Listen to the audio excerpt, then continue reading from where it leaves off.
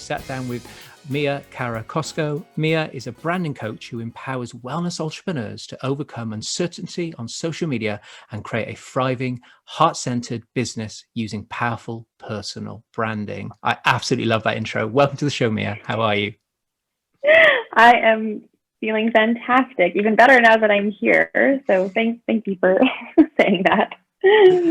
No problem. You know, I've been in this industry for over 8 years, in the wellness industry, that is, and met so many business owners from all walks of life, some who love social media and some that love to market themselves and they know how to do it, others that are terrified of Instagram and lives and going to networking events and all that kind of stuff. And it's how do those people get their message out there and their voice out there in a way that's heart-centered. So the work that you're doing is really, really important, I think, because we come into this world to help people with their wellness journey, but we may not have the business acumen or the branding acumen to make it happen. And I presume it must be a very rewarding population of people to work with in that regard.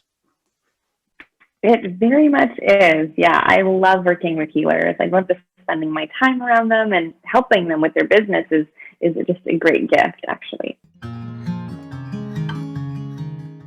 So what does self-awareness mean to you and how do you integrate it into your life?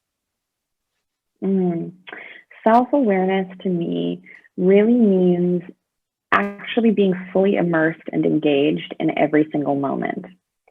So there is a consciousness, there is a felt energy to things, whether you're sitting in a chair, whether you're, walking down the street. And it requires, for me personally, making sure that I'm not trying to do 2 or 3 things at one time and a million thoughts going through my head. Like that's the extreme end on the spectrum where we've got self-awareness here and you've got just, totally out of the present moment here. Is there anything about your personal story that informs the work that you're involved in or your passion to work with these kind of populations? What's that look like? Have you had any challenges or things that have taught you something along the way?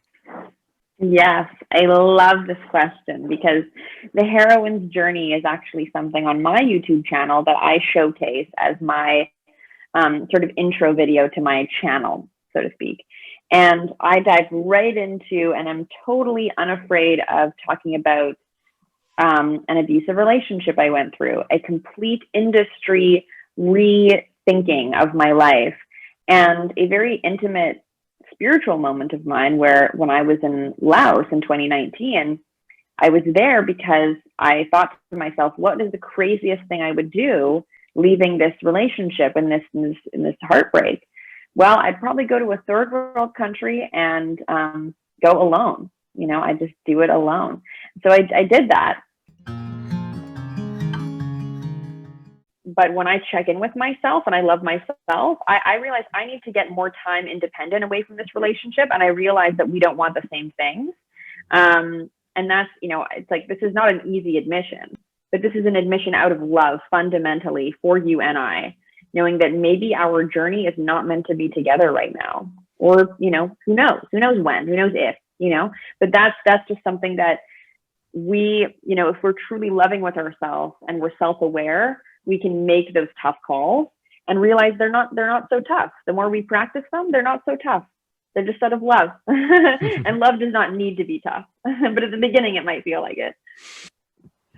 Yeah, thank you. That's a really, really good example of this kind of thing. And I'm sure so many people can relate to that. We take a lot of previous experiences in other relationships into the next one, patterns start to emerge, but with this power of self-reflection, self-awareness, you can see these things starting to unfold once again.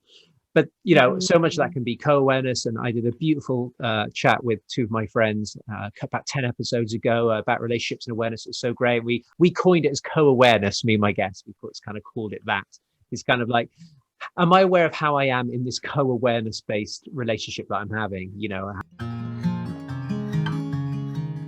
We will have conversations in the future about psychedelics. It's in the pipeline. So it's coming our way to anybody listening. It's going to be, I can't wait. It's going to be fascinating to talk about. It's going to be awesome. Yay. But good stuff. I just want to thank you so much for your time and wisdom. I've really loved talking to you. And I just want to thank you for coming on the show. Oh, thank you so much, Owen. I sincerely appreciate it, and I just had a ball talking to you today.